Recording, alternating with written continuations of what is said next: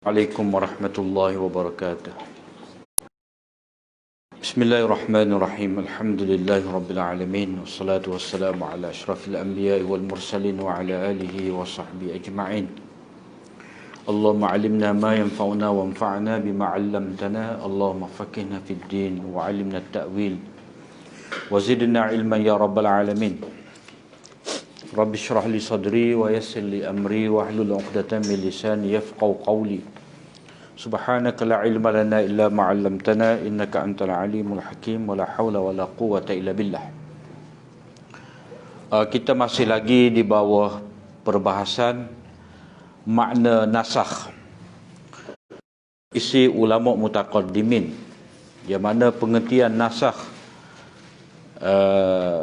di sisi mutaqaddimin ini adalah sesuatu yang umum berbanding dengan pengertian nasakh di sisi mutaakhirin.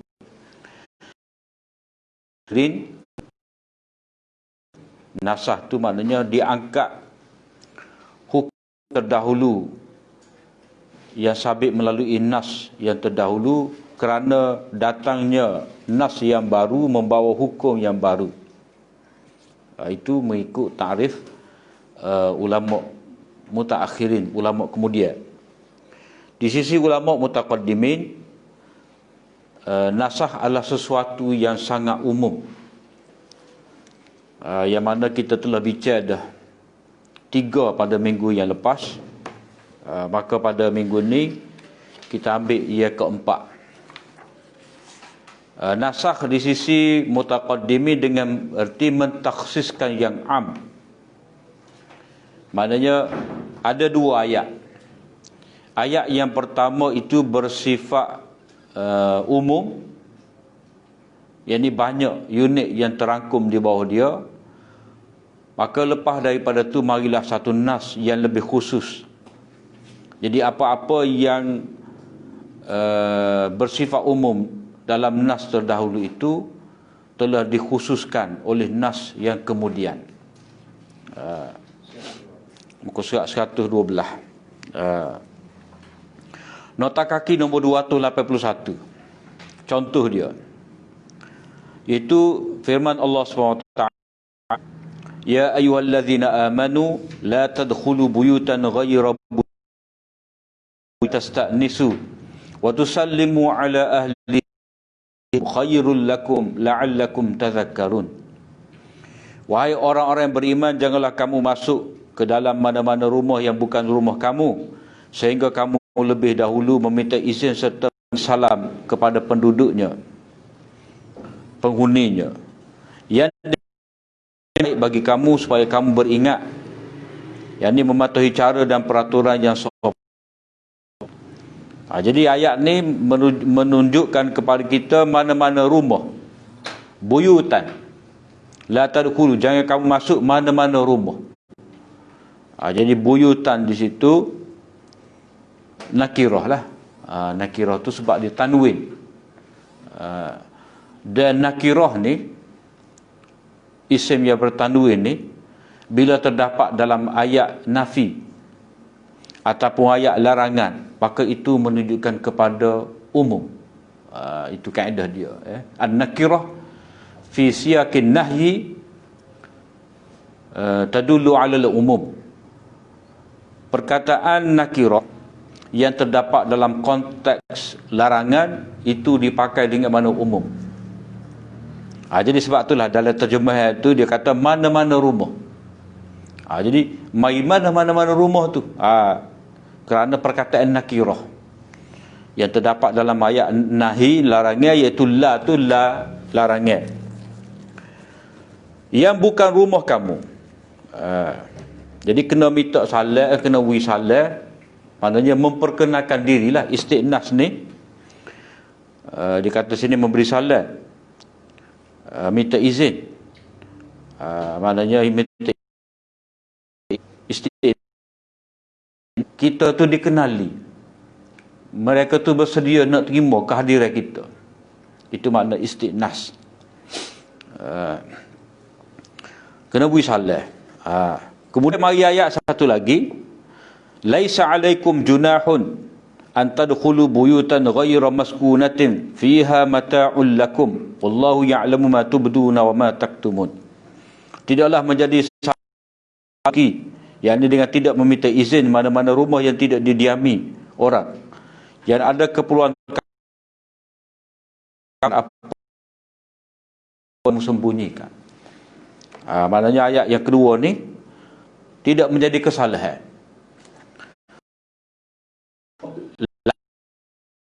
La tadkhulu, jadi larangan ni menunjukkan kepada haram kalau kita buat. Jadi ayat yang kedua ni laisa alaikum junah, tidak berdosa. Sebab dosa ni mari daripada melanggar larangan. Jadi tidak dikira berdosa masuk rumah yang tidak didiami. Jadi setengah ulama dia faham ayat yang pertama ni sudah dibangsuhkan oleh ayat yang kedua. Padahal dak selai seayat je pakai nak ubah lalu hukum. Jadi bila ulama mutaqaddimin mengatakan bahawa ayat yang pertama dimasukkan oleh ayat kedua ni, maksud dia umum yang terdapat pada ayat yang pertama itu tidak dipakai secara umum, tetapi ada dipakai dengan khusus. Yang ni kalau rumah tu sifat dia ghairu maskunah, tak ada orang diami, mana tak ada penghuni yang tetap. Dan kamu nak duduk situ, mana kamu nak masuk, kamu nak bermalam di situ, maka tak payah wisalah lah. Tidak berdosa. Kalau zaman ni kat hotel lah, buyutan ghairu maskunatin ni mana hotel, homestay. Lepas tu hak ujung tu wallahu ya'lamu ma tubduna wa ma taktumun ni, biasanya kalau kita duduk rumah orang ni dak, kita pasal aircon habis juga dak, kipas tak tutup, lampu tak tutup dak, lembek kubel apa semua dak. Moga kita bayar. Main kita bayar semacam. Ya. Dari sini peringatan daripada Allah Taala. Allah Taala tahu ni kamu buat gapo. Jadi kalau kita ada ejah akak lembek gapo semua dah, kena letak baliklah. Ayat ini mengkhususkan keumuman yang terdapat pada ayat yang sebelumnya, di mana tidak wajib meminta izin untuk memasuki rumah yang tidak berpenghuni dengan syarat ada keperluan untuk berada di dalamnya. Mana kalau kita nak bermalam di situ. Ini contoh yang diberikan oleh kita tak sebut sini, oleh Syatibi di dalam muwafaqah dia. Itu mentaksiskan yang am, yang dibuat oleh, yang disebutkan oleh Imam Waliullah. Tapi Syatibi dia detail lagi. Mana kalau kira hak asalnya orang terdahulu Syatibi dah. Tapi dalam bab ni Syatibi panjang, Imam Waliullah dia ambil hak penting dah, mentaksiskan am. Sebenarnya termasuk dalam bab mentaksir yang am ni juga, bawah tu taqyi mutlak. Taqyi mutlak, yang ni membataskan pengertian yang mutlak. Bayan mujmal, yang ni menjelaskan yang ringkas atau dan sama, dan istisna pengecualian yang umum. Ni kita memang belajar dalam usul fiqh. Dalam usul fiqh dulu kita jumpa dah dalam bab mutlak dan muqayyad, dalam bab bayan dan ijmal dulu. Jadi ini semua termasuk di bawah pengertian taksis belaka. Spacing dia. Spacing dia. Contoh taqyi mutlak ni, maknanya dalam nas yang pertama mutlak lah. Mana apa-apa saja ia termasuk dalam pengertian perkataan itu. Itu panggil mutlak. Kemudian mari nas kedua, dia sebut sifat tertentu. Jadi yang mutlak itu bila sudah ada dalil lain yang menyebut syarat, yang menyebut sifat, maka kita kena ambil kira syarat dan sifat tersebut. Yang ni kalau tak ada syarat dan tak ada sifat tadi, maka sesuatu itu dipakai dengan mutlak. Kalau ada, kita kena pakai mengikut syarat tadi. Contoh taqyi mutlak ni ada diriwayatkan daripada Ibnu Abbas berhubung dengan firman Allah Taala, "Man kana yuridul ajilata ajjalna lahu fiha ma nasha'u liman nurid, thumma ja'alna lahu jahannama yaslaha madhmuman madhura." Sesiapa yang menghendaki kesenangan dunia, hidup dunia, maka kami segerakan kepadanya dalam dunia apa yang kami kehendaki. Mana kalau nak nikmat selalu lah ni, kita bui. Allah Ta'ala kata, mengikut hukum dia lah, mengikut kehendak dia ni, mengikut sunnatullah dia, mengikut sunnah dia, konun dia. Bagi sesiapa yang kami kehendaki, kemudian kami sediakan baginya neraka Jahannam. Yang ni kalau dia nak tu mengikut cara dia, tak ikut cara kami, maka kami akan berikan kepadanya itu neraka Jahannam di akhirat kelak, untuk membakarnya dalam keadaan hina lagi tersingkir dari rahmat Allah. Kemudian ayat satu lagi, man kana yuridu hasal akhirati nazid lahu fi harthi wa man kana yuridu hasad dunya nu'tihi minha wa ma lahu fil akhirati min nasib. Sesiapa yang menghendaki dengan amal usahanya mendapat faedah di akhirat, kami akan memberinya mendapat tambahan pada faedah yang dikehendakinya. Dan sesiapa yang menghendaki dengan amal usahanya kebaikan di dunia semata-mata, kami beri kepadanya dari kebaikan dunia itu, yakni sekadar yang kami tentukan, dan ia tidak akan beroleh sesuatu bahagian pun di akhirat kelak.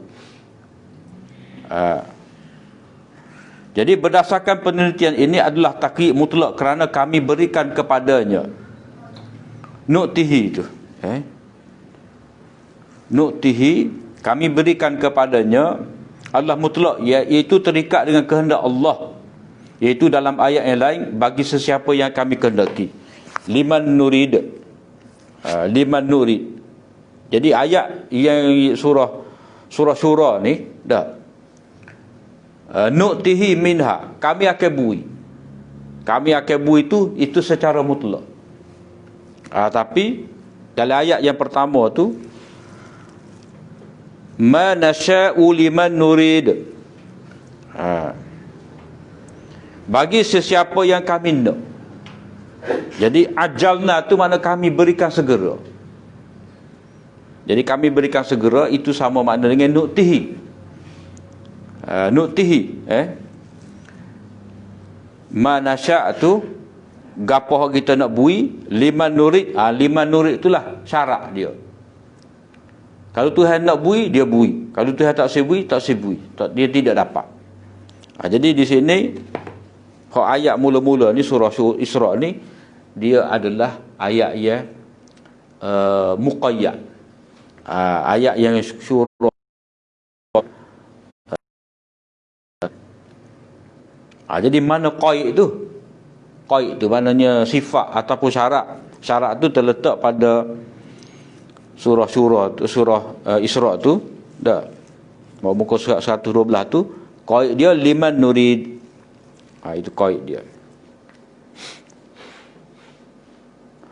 Jadi ayat ni tidak boleh kita nak katakan sebagai mansukh, sebab dia termasuk di bawah takyid mutlak. Kita tak boleh nak kata surah Syura 20 tu, ayat 20 surah Syura tu dimasukkan oleh surah Isra ayat 18. Tidak. Ini termasuk dalam bab takyid mutlak. Ini adalah ikhbar, pemberitahuan, dan tidak berlaku padanya itu nasakh. Jadi kaedah dalam bab nasakh dan nasih ni, kaedah dalam bab nasih mansuh ni, yang berlaku nasah dan mansuh ni, itu berkenaan ayat perintah, ayat larangan. Adapun ayat ni ayat berita. Berita ni hukum Tuhan lah, maknanya ketetapan dia. Jadi ketetapan Allah Ta'ala dia tidak berubah. Walan tajida li sunnatillahi tabdila. Kamu tidak akan dapati ada perubahan pada sunnah kami, pada peraturan kami. Ini peraturan apa ni? Peraturan pemberian nikmat atas dunia. Jadi hukum dia lagu ni. Jadi bab peraturan Allah Ta'ala ni, Allah ni, dia tidak akan berlaku perubahan. Hak berlaku perubahannya hukum-hukum yang telah ditetapkan atas manusia. Kamu kena semaya, kamu tak boleh semaya, kamu kena puasa, kamu minum, kamu apa, tak boleh minum arak ketika nak semaya. Hak tu berlaku nasakh. Jadi ayat ni bukan ayat perintah, bukan ayat larangan, tapi ayat ikhbar, pemberitahuan tentang sunnatullah. Jadi bila ba ikhbar, maka dia tidak berlaku nasakh. Kemudian termasuk juga di bawah jenis taksis yang umum ni, iaitu bayan mujmal. Bayan tu makna keterangan, mujmal ni apa-apa yang ringkas. Sesuatu nas yang mari dengan ringkas, maka lepas daripada dia tu pasti akan ada keterangan.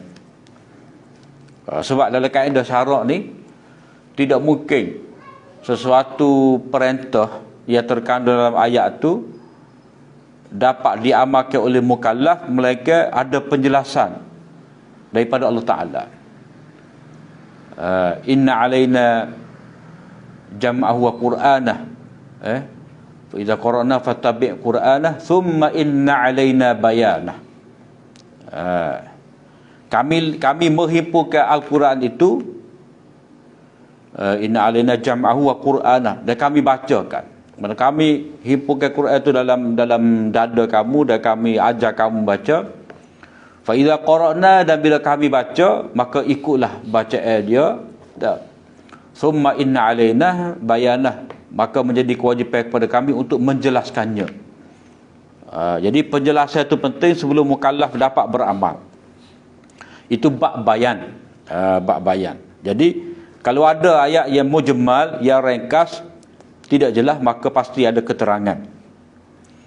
Jadi bab bayan mujmal ni juga termasuk dalam istilah ulama mutaqaddimin sebagai nasakh. Wa in tubdu ma fi anfusikum aw tukhfu yuhasibkum bihillah fayaghfiru liman yasha wa yu'adzibu man yasha wallahu ala kulli syai'in qadir. Dan jika kamu melahirkan apa yang ada di dalam hati kamu atau kamu menyembunyikannya, nescaya Allah akan menghitung dan menyatakannya kepada kamu. Mana ni ringkas ni. Ringkas. Maknanya Allah Ta'ala hisap belaka. Sama ada benda tu kamu nyatakan ataupun kamu bisikkan dalam hati kamu. Ibnu Mas'ud dan Ibnu Abbas mengatakan ia mansuh dengan ayat la yukallifullahu illa wus'ah. Memberati seseorang melainkan apa yang terdaya olehnya. Maknanya kalau orang tu dia kecek, dia berkata-kata, jadi Allah Ta'ala hisap dia tu. Kalau satu kesalahan, dia kata wuduh kat orang, dia kata macam-macam. Jadi Allah Ta'ala akan hisap. Bila Allah Ta'ala hisap, maknanya ada hukumnya. Ada hukumnya. Itu sebab itu dikira sebagai satu kesalahan. Kalau dia berzikir, Allah Ta'ala akan kira juga tu sebagai amalan untuk dia beri pahala. Kalau dia dia berkata dengan kata maka itu pun Allah Ta'ala kira sebagai satu kesalahan. Itu hak dia sebut dengan lidah dia. Macam mana pula hak terlintas dalam hati dia. Terlintas dalam hati orang tu macam-macam. Dia tengok orang tu, dia suka buruk kau, kadang-kadang dia kata dalam hati dia. Terlintas. Jadi kadang-kadang lintas saya dalam hati ni sesuatu yang payah kita nak elok kan. Kita tak dia lagu mana muka tengok dia tu keret dah parok dengan dia. Pasal dia lagu tu dah. Yang tipu kita yang macam-macam. Jadi kalau tengok dia tu mari dah perasaan suka buruk tu. Jadi hak tu nak kira dosa ke tidak? Lepas tu benda tu payah nak elok. Maka di sini ayat ni mari la yukallifullahu nafsan illa wus'aha. Jadi Allah Ta'ala tidak membebankan satu nyawa pun, satu diri pun, melainkan apa yang terdaya olehnya. Jadi au tukhfu tadi dah. Wa in tubdu ma fi anfusikum au tukhfu tu hak kamu sembunyikan tu dak. Maknanya hak tak tubik. Sesuatu yang belum sempat kamu lafazkan itu dikira sebagai tidak bersalah lah. Sebab luar daripada kawalan kamu untuk kamu mengelak diri. Jadi seolah-olah ayat au tukhfu tu sudah mansur dengan ayat ni. Padahal mengikut salaf, mengikut sahabat. Nasah di sini dengan arti penjelasan. Penjelasan. Maknanya hak kamu sembunyikan tu dalam hati kamu, kalau telitah tu di luar daripada kawalan kamu, di luar daripada niat kamu, maka itu tidak dikira salah lah. Sebab nak jaga hati ni payah. Nak elak daripada terdetik dalam hati kita ni, orang panggil hadisun nafs. Kata-kata dalam hati ataupun khatirah, perasaan, lintasan, mari telitah. Jadi nak elak tu payah. Maka tidak dikira sebagai salah. Jadi la yukallifullah ni Allah Ta'ala menjelaskan kepada maksud autukhfu tu. Bukan kata nasakh. Ini berdasarkan tafsiran Ibnu Abbas sebagai menyembunyikan persaksian. Tukhfu tu hak kamu susu. Kalau ikut tafsiran Ibnu Abbas, dia kaitkan dengan ayat sebelum pada tu, wala taktumus syahadah. Jangan kamu sembunyikan saksi. Mana jangan kamu mengelak diri daripada memberi saksi. Nak tolong orang mana kalau orang tu moga bab ni bab saksi ketika dalam musafir. Jadi orang tu tak ada piti, tak ada bagai nak cakap. Jadi kita jadi jaminan lah untuk dia. Kata tak apa, saya boleh jadi saksi untuk dia. Kalau dia tak dibayar, saya ada. Jadi wala taktumus syahadah itu dikaitkan oleh Ibnu Abbas sebagai autukhfu. Hak kamu sembunyikan tu maknanya kalau dikira sebagai salah, hak Tuhan akan hisap. Hak pasien kamu tahu kesaksian, kamu menyaksikan bahawa ada antara dua orang ni pinjam memberi saksi, kamu kena iyalah. Bahawa orang ni pinjam 50 riyal. 50 riyal. Daripada kawan ni. Jadi kawan ni minta 100 riyal. Jadi kamu tahu hadir dalam perjanjian tadi, kamu kena beritahu bahawa dia pinjam 50 riyal aja, bukan 100 riyal seperti yang didakwa. Jadi kalau kamu ada maklumat tadi, kamu menyaksikan peristiwa tadi, maka kamu kena nyatakan persaksian kamu tu, jangan kamu khianat. Kemudian Allah menurunkan ayat wa in tubdu ma fi anfusikum aw tukhfu yuhasibkum bihillah. Maka itu termasuk dalam bab taksis yang umum atau bayan mujmal. Yang seterusnya, pengecualian yang umum. Mana termasuk di bawah taksis ni juga pengecualian yang umum. Yang ni ayat-ayat yang terdapat istisna. Istisna ni maknanya ada ayat illa, kecuali. Selain dari illa illa ke ghairu ke, itu panggil pengecualian yang umum. Macam istisna ni, pengecualian ni macam kita kata semua hadir. Semua hadir kecuali Zaid. Jadi semua pelajar hadir kecuali Zaid. Jadi Zaid seorang tak mari. Pelajar dalam kelas tu ada 20 orang. Jadi mari 19, Zaid seorang tak mari. Itu panggil hadaratul lab illa Zaidun. Jadi kecuali itu dikira sebagai hak umum tadi. Maknanya seorang ni Zaid ni tak termasuk dalam hak umum tadi. Di sini contoh dia wasyu'ara yattabi'uhumul ghawun. Alam tara annahum fi kulli wadin yahimun wa annahum yaquluna ma la yaf'alun. Dan ahli-ahli syair itu diturut oleh golongan yang sesat, tidak ketentuan hala. Mana orang tak ada matlamat.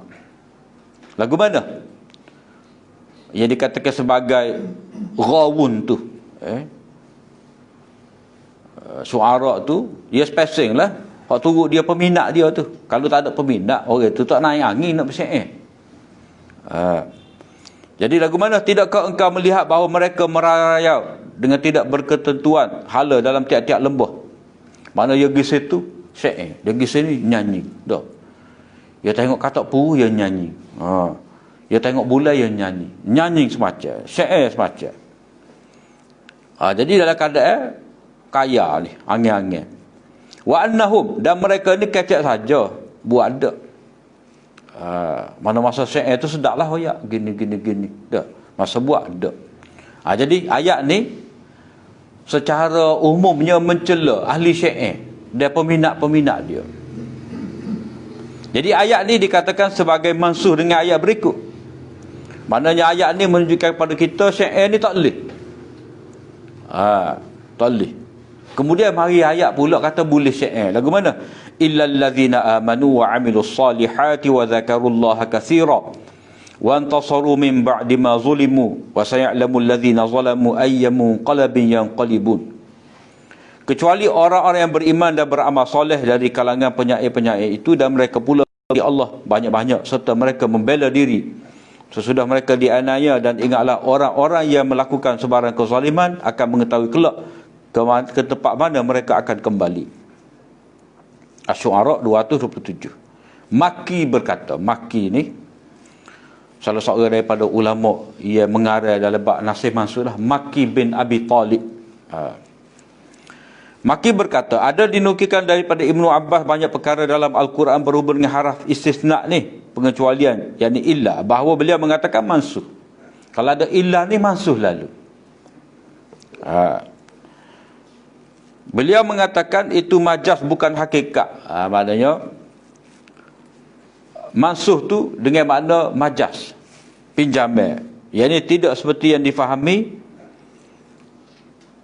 sebagai makna mengangkat, menghapuskan, tetapi dengan makna memindah makna. Kerana apa yang dikecualikan itu ada kaitan dengan apa yang dikecualikan daripadanya. Maknanya mustasna tu, benda yang dikecuali, dia ada kaitan dengan mustasna minhu. Mustasna minhu tu apa-apa yang tersebut sebelum daripada illah. Dia kita tak buat istilah Arab Dia dalam ayat ni ada illah ni, istisna ni, dia kena ada 3 perkara. Yang pertama kena ada illah. Illah tu macam sini illah. Ayat 227 ni ada illah. Jadi mustasna yang dikecualikan ni maknanya isim yang ada lepas daripada illah, itu dipanggil mustasna, yang dikecualikan. Yakni alladzina amanu wa amilus solihat. Ini orang panggil yang dikecualikan. Dalam istilah dia panggil mustasna. Adapun sebelum daripada illa, yakni wasyu'ara, itu dipanggil mustasna minhu, benda yang dikecualikan daripadanya. Jadi semestinya yang dikecualikan daripadanya itu mana hak asal tu ia umum. Wasyu'ara ni dia umum. Jadi beliau berkata itu majas bukan hakikat, kerana apa yang dikecualikan itu, maknanya alladzina amanu, ada kaitan dengan apa yang dikecualikan daripadanya, yakni asy-syu'ara, yang dijelaskan oleh huruf haraf, oleh haraf istisna, yakni illa. Maknanya apa? Penyair ni Allah Ta'ala cela. Allah Ta'ala cela. Jadi celaan ni menimpa, terkena kepada penyair-penyair. Jadi lepas pada tu Allah Ta'ala kata dak, mana terkeluar daripada celaan ni kalau orang tu dia bersyair tapi beriman, beramal soleh, dia tidak lupa kepada Allah Ta'ala, dan tujuan dia tu nak membela kebenaran, maka dia tu terkecuali daripada dicela. Jadi terkecuali ni pun dalam istilah Ibnu Abbas sebagai nasakh. Sebagai nasakh juga. Maknanya ginilah. Dalam budaya Arab ni bersyair memang diakui lah. Digunakan oleh semua orang lah sebagai tanda ketinggian bahasa dan kepintaran seseorang itu dalam mengungkap maksud hati dia tu dengan gaya yang berlapik, dengan gaya yang indah, maka dipilih syair. Sama ada nak puji orang, nak cela orang, nak kutuk kau, macam-macam lah digunakan. Nak ayat satu benda tu, benda tak belah mana tapi digambarkan syair tu, jadi hebat. Jadi syair tu bila mana digunakan dengan cara tak betul, dalam keadaan tak ada matlamat, sibuk puji arak, sibuk puji wanita, berbangga-bangga dengan nasab keturunan, mengejek orang lain, maka itu dikira sebagai yahimun, tercela. Tapi kalau penyair tu dia ada sifat sini, ada berapa sifat? Beriman, beramal soleh, ingat Allah sebanyak-banyaknya, dan dia tujuan tadi membela kebenaran, membela orang yang dizalimi. Kalau ada 4 syarat ni, maka dia tidak tercela. Jadi 4 syarat tu sebagai pengecualian daripada tercela. Maka sebab itulah zaman Nabi tu ada penyair dia, ada penyair dia seperti Hasan bin Sabit, dan Nabi pun mengakui juga syair, asdaqu ma qala al-qail ala ma qala Allahi batil. Penyair nama dia Umayyah bin Abi Salt kata, ketahuilah selain daripada Allah Ta'ala ni batil belaka, musnah, lenyap belaka. Tapi Umayyah bin Abi Salt ni dia sedihlah cerita dia. Dia ni bersama-sama dengan Zaid bin Amr bin Nufail. Dia dua orang ni dia saing baik, mengasihkan diri daripada orang-orang jahiliyah. Saya lagi Waraqah bin Naufal. Waraqah jadi Kristian. Jubair bin apa nama ni? Jubair bin Amr bin Nufail. Dia masuk Islam. Adapun Umayyah bin Abi Salt ni dia masa sebelum Nabi bangkit jadi Nabi tu, sebelum Nabi menjadi Rasul, memang dia cari agama benar dah. Dia tak ikut jahiliyah. Dia tak ikut jahiliyah. Dia memang dia tak semua berhala apa semua tu. Lepas tu syair-syair dia tu molek. Termasuklah syair yang Nabi puji. Cuma dia ni bila Nabi sallallahu alaihi wasallam dia tak beriman dengan Nabi. Dia suruh dia tu Nabi. Akhirnya dia mati lagu tu. Mati dalam keadaan tidak beriman kepada Nabi. Walaupun dia tak ikut jahiliyah, dia tidak ikut jahiliyah, dia tak ikut Nabi kot, sebab dia anggap dia itulah Nabi. Jadi lagu itulah dia hanya bersyair saja. Mungkin ayat ni dia ada kaitan juga, wa annahum yaquluna ma la yaf'alun. Dia kata selain daripada Allah Ta'ala semua batil, tapi dia tidak ikut juga hak Allah Ta'ala. Itu di bawah taksis yang am tu, mana dia ada kaitan juga taqyid mutlak, bayan mujmal, dan istisna yang umum. Kemudian kita pergi kepada matan dia lagi, matan semula. Yang kelima, nasakh mengikut ulama mutaqaddimin juga dengan arti apa? Menyatakan perbezaan di antara yang dinyatakan secara nas dan apa-apa yang dikiaskan secara zahir. Allah SWT menyatakan dengan jelas. Allah SWT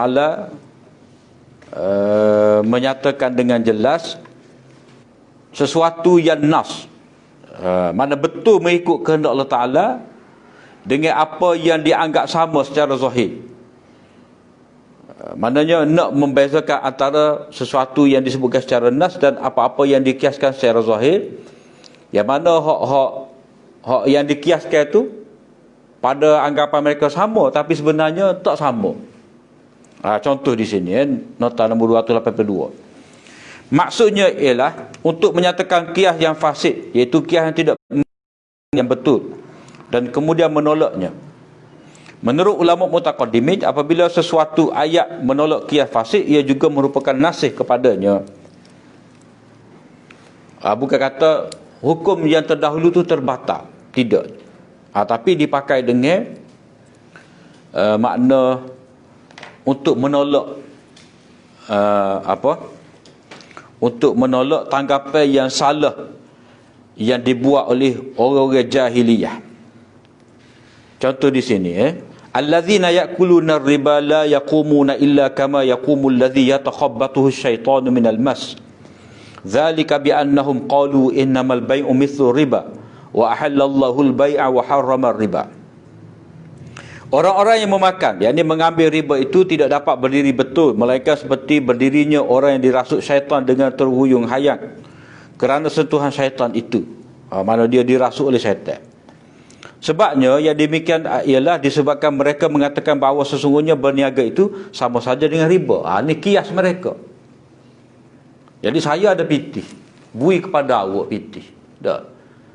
Jadi saya bui pada awak, pertukaran lah. Saya bui 100. Jadi awak bayar pada saya 120 ya. Pertukaran itu saya jual duit saya kepada awak. Macamlah saya bui hari ni pada awak 1 cupok beras. Tak.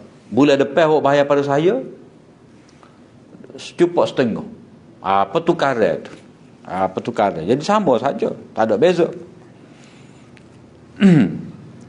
Sedangkan wa ahallallahu al-bai'a wa harrama riba. Allah menghalalkan riba dan dia Allah menghalalkan jual beli dan dia mengharamkan riba.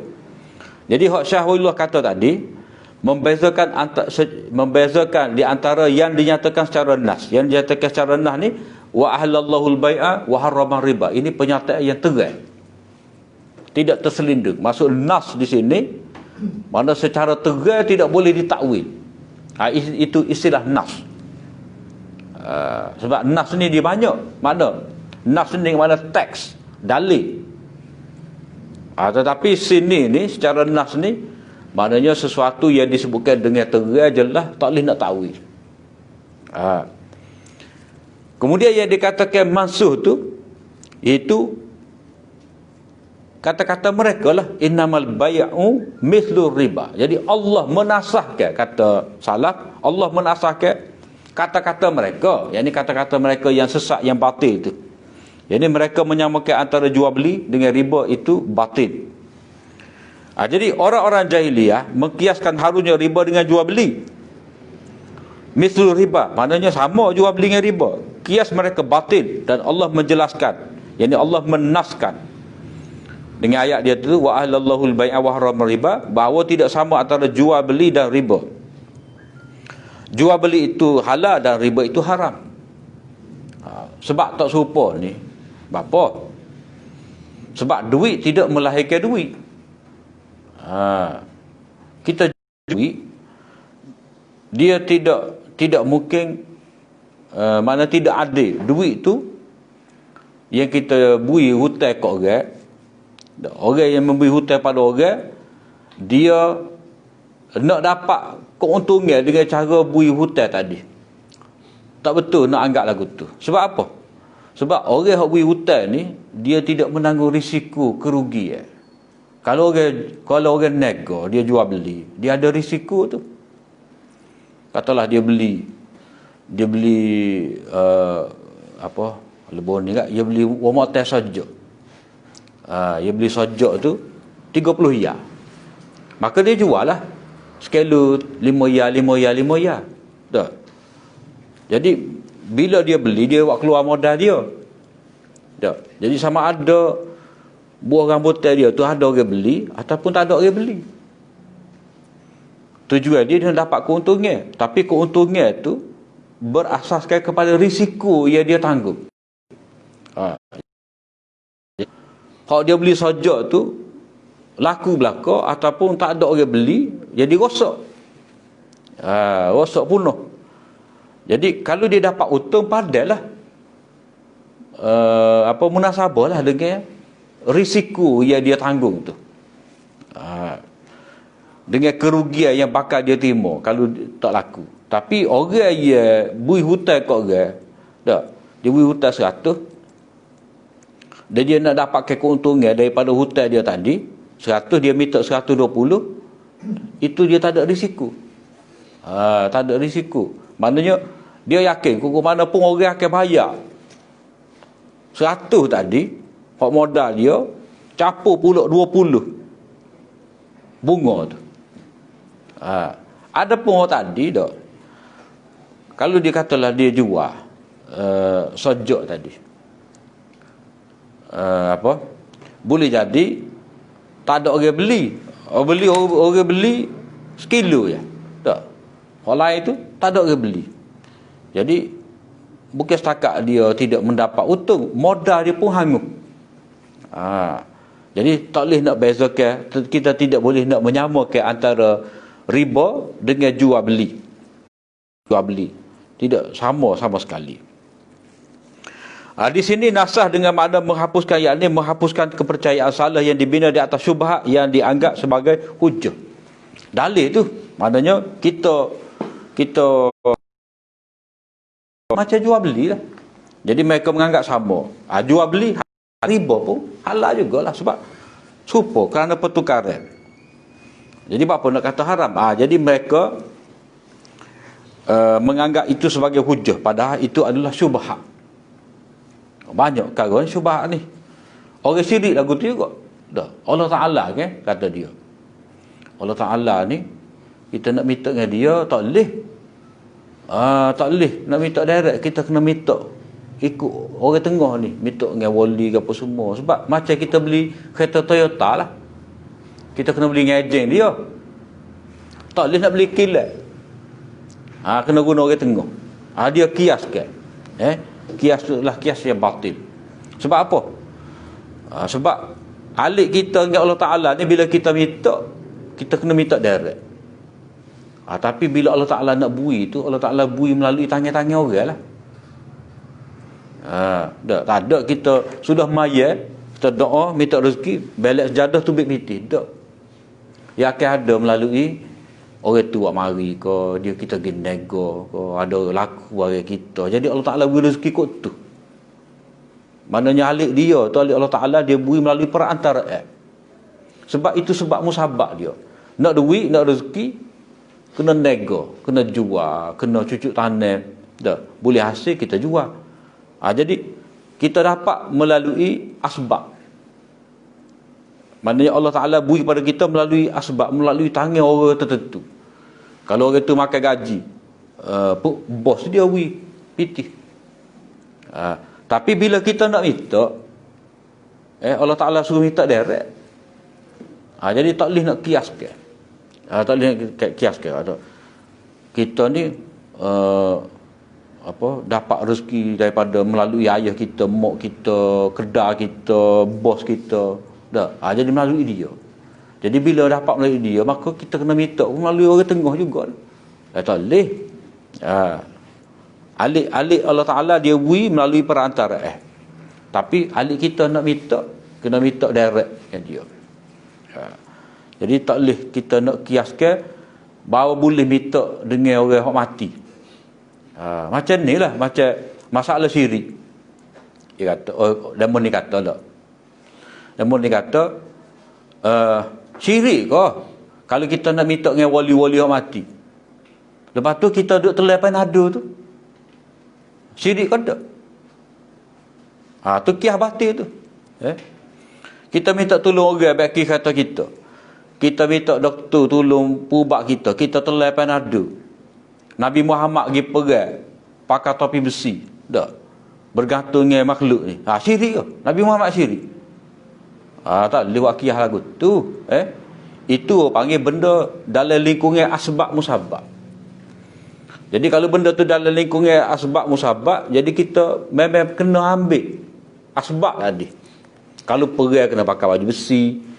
Kalau kita sakit, kita telah ubat. Sebab Allah Ta'ala telah letakkan kesembuhan kita tu dalam jenis ubat tu, yang mana telah dikaji dah, mengikut hukum, panggil hukum saintifik, bahawa pada benda-benda ni, katalah dalam panado tu, dia ada tu. sesuatu yang dapat hilangkan sakit kita. Kalau kata makan goni jadi sehat gapo semua, itu ketetapan yang telah dibuat oleh Allah Ta'ala, dia telah ditemui oleh ahli dia, sudah terbukti. Adapun kita nak minta tolong ni orang mati dah ni, dia tak ada sebab zahir, melainkan kepercayaan semata-mata. Tak ada sebab zahir itu lagu mana? Orang tu mati dah. Mati ni perpindahan alam. Orang mati duduk dalam alam barzah. Alam barzah ni alam pertengahan antara alam dunia dengan alam akhirat. Tak ada satu pun kaedah, cara, alat yang dapat digunakan oleh kita untuk berhubung dengan orang telah mati, sehingga kita boleh kata dia dengar. Dia tak sama macam kita duduk kecek sini. Tak. Kita kecek dengan orang Amerika dengan telefon. Kita dengar. Tak. Kita buat apa? Google Meet ni. Kita boleh kecek interaksi. Kita duduk di London dengan orang duduk London. Boleh kecek gemari. Itu sebab apa? Sebab ada alat. Lah ni kita duduk atas kubur, dia duduk dalam kubur. Tak boleh nak kecek tu. Kita tak dengar suara dia. Cuma koya-koya dengar. Koya-koya boleh kecek. Sebab apa? Sebab tak ada asbab. Kita yang seru orang tu mati, dia boleh tulus sapa pada Allah Ta'ala. Padahal alam lain, nama lagi alam barzah. Jadi dia kata tak syirik minta tolong dengan dia tu. Sedangkan hak kita minta dengan dia tu luar daripada lingkungan asbab. Sebab itulah mereka ni tidak dapat membezakan antara minta ma fauqal asbab, ma tahtal asbab. Kita minta tolong orang baik kata kita. Sebab kita tahu dia pomeng, dia pandai. Kita minta dia tolong baik apa pahit mu kita. Kita minta dia berubat kita, cek sakit kita, sebab dia memang doktor, dia bidat tu. Kalau dia tukar masak, kita tak minta tolong dia supaya cek kita ni demam gapo ni dah. Sebab kita tahu dah dia bukan ahli dia. Nak kenyang kita boleh. Nak pubat kita dah. Jadi orang hak mati dah, kita mana tahu dia maqam di sisi Allah Ta'ala. Kita nak minta tolong dengan dia, padahal kita tu kena tolong dia ya. Mendoakan keampunan rahmat. Tu mana kiyah tak betul. Itu syubhat. Dan banyak dalam Quran ni hak Syatibi sebut di sini, Syatibi ya. Maulana Said Paripuri sebut ni berkaitan dengan hukum lah. Kalau kira hak syubhat tentang akidah tu banyak lah. Terutamanya kalau kita belajar tafsir surah Hawamin Sab'ah. Hawamin Sab'ah tu banyak syubhat orang kafir, orang syirik. Dia tidak dapat membezakan di antara isti'anah, minta tolong hak dalam asbab dengan hak luar asbab. Kena beza tu. Lepas tu nak kiaskan pula orang apa Nabi kecek dengan apa tu ni orang-orang Quraisy musyrikin Mekah yang telah dibunuh hak Nabi lepas dalam qalib Badar tu. Nabi tanya, hal wajadtum ma wa'ada rabbukum haqqan tu. Ni kita nak kiaskan. Sedangkan hak tu Nabi tu. Nabi boleh kecek dengan orang hak dalam kubur tu. Jadi kena tengok tu. Nabi dengan orang hak mati tu, Abu Jahal. Kita tak boleh nak kata kita dengan wali ni. Sebab itu hal lain. Allah Ta'ala yang memperdengarkan. Allah Ta'ala yang memperdengarkan kata-kata Nabi kepada mereka, mereka tu dapat dengar. Jadi kita kena berhenti setakat apa yang dinaskah, tak boleh nak kiaskan. Kalau setengah orang dia kata boleh dengar belaka, malah dia kata masa dia mati tu dia boleh dengar kuat lagi. Ni dia kata ni kubur depan masjid ni, dia dengar ni kalau ada pok-pok tu lah mari ngajak ni tak, dia dengar ni. Boleh nak kata dengan batu nesai kalau boleh. Jadi dia anggap lagu tu, dia anggap dengar orang mati ni lebih dengar lagi daripada masa dia hidup. Sedangkan nas menyebut ataupun kalau mengikut akidah ahli sunnah wal jamaahnya, dalam bab orang mati dengar ni itu apa yang Allah SWT dan Nabi sebut je. Hal lain tu kita tak boleh nak kiaskan. Kalau kata Nabi tu hak kamu wisalah pada orang dalam kubur setengah tu kata maksud wisalah tu bukan dia dengar, tapi doa kesejahteraan untuk mereka. Lepas tu kata lepas orang tu mati dia dengar tapak selipar orang pergi. Jadi itu pada tempat yang tertentu, orang tertentu, masa yang tertentu, mengikut ia terdapat dalam nas. Apa-apa yang tidak dinaskan kita tak boleh nak kiaskan. Sebab apa? Mana boleh kias gaib dengan syahid ni. Kias benda gaib berdasarkan benda hak kita nampak. Kita nak anggap dia mati ni tentulah dia lebih dengar lagi sebab dia duduk dekat dengan alam akhirat, dekat dengan Allah. Tak boleh gitu. Tak kena sakit. Jadi itu semua adalah syubhat yang dianggap sebagai hujah. Al-Farahi dalam kitabnya Ar-Rusuh fi Ma'rifati An-Nasikh wal Mansukh. Imam Farahi pun dia ada kitab berkenaan dengan nasah ni. Setelah anda mengetahui dua bahagian nasah dalam syariat ilahiyah, tinggal satu lagi bahagian nasah ketiga, iaitu nasah perkara yang dimasukkan ke dalam syariat seperti bid'ah, rekaat dan perbohongan yang banyak berlaku dalam agama-agama. Nasah dalam syariat ni maknanya syariat Muhammad ni menasahkan syariat Musa. Lepas tu ada juga dalam syariat Muhammad ni menasahkan syariat Muhammad juga. Dua jenis nasah. Mana nasah syariat terdahulu oleh syariat kemudian. Syariat Nabi Isa, Nabi Musa dinasahkan oleh syariat Nabi Muhammad. Begitu juga ada juga dalam hukum-hukum syarak Nabi Muhammad ni, syariat Nabi Muhammad ni, ia telah dinasahkan kemudian. Kemudian satu lagi nasah nasah dengan erti menghapuskan pembohongan dan bid'ah. Tugas utama yang menjadi perhatian para nabi ialah untuk menghapuskannya dan mengembalikan syariat kepada asalnya. Kerana kebanyakan Nabi Bani Israel tidak datang membawa syariat yang baru. Demikianlah menjadi kewajipan ulama umat ini untuk mengembalikan umat kepada Al-Quran dan As-Sunnah yang menjadi. Jadi mari Nabi Isa tu dia baikilah hak mana-mana terdahulu yang telah dirosakkan oleh pendeta Yahudi.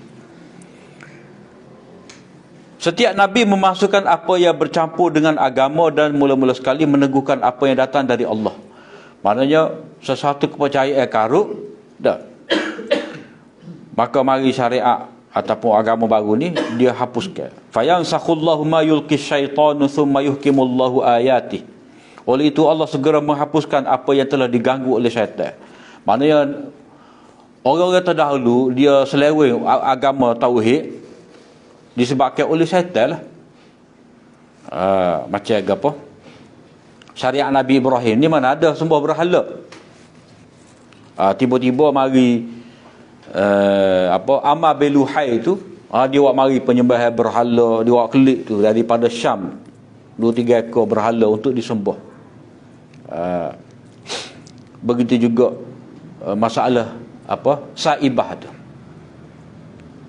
Dia ada dah di kalangan umat kemudian ni dia minta dengan Nabi. Minta dengan Nabi ke? Kalau boleh adalah sopokok tu, kami boleh letak senjata.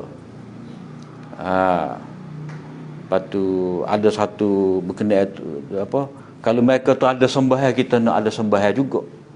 Kalau mereka tu ada logo, kita nak logo juga. Kalau orang sehari dua ni kan? Kalau demo tu ada logo, apa kita tak ada logo? Gimari lakar capalah jadi logo. Sedangkan dalam agama kita ni tak ada logo, tak ada simbol. Kalau adanya syiar. Jadi syiar dia bukan logo. Syiar tu mana benda yang diletakkan oleh Allah SWT sebagai satu alamat untuk Allah Ta'ala tu dibesarkan. Jadi bila ada alamat ni, maka kita kena agungkan Allah. Adanya Kaabah. Kaabah tu syiar agama Allah. Allah Ta'ala letak Kaabah supaya kita ni semaya, ingat pada dia. Kita tawaf, ingat pada dia. Orang tawaf ni ke, macam dia mencari-cari Tuhan. Pusing. Dalam keadaan minta fana lah, kalau kita nak fana masa tu. Cari apa, perlindungan Allah, inayah daripada Allah, rahmat Allah pada waktu tu. Minta, gi mari. Jadi ada Baitullah, ada Safa dan Marwah. Ini syiar Allah. Maknanya pada tempat tu, pada hari tu, pada ketika amalan tu. Kalau dia syiar ni ada syiar dalam bentuk tempat. Safa, Marwah, Baitullah, tempat kita tawaf, kita sa'i tu, ingat Allah Ta'ala pada waktu tu. Ada tempat ni kita kena wakaf. Sebab itulah tawaf ni, keliling ni Baitullah. Tempat lain tak boleh. Tawaf Masjid Nabi tak boleh.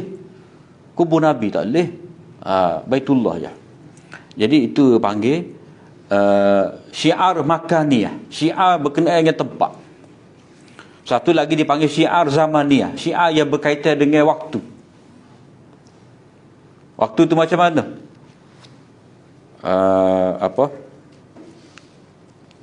10 Zulhijjah, 10, 11, 12, 13 kita sembelih korban. Itu cara Allah Ta'ala diingati pada waktu itu. Kita dekatkan diri kita pada Allah Ta'ala dengan sembelih korban. 10, 11, 12, 13. Itu dipanggil syiar zamaniyah. Satu lagi dipanggil syiar apa ni, amaliyah.